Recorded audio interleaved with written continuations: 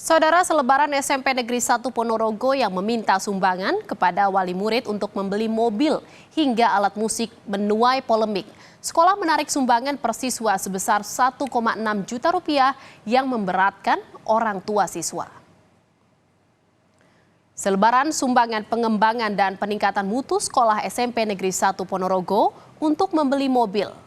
Besarnya sumbangan yang dibebankan ke wali murid bervariasi, mulai dari 1,5 hingga 1,7 juta rupiah per siswa.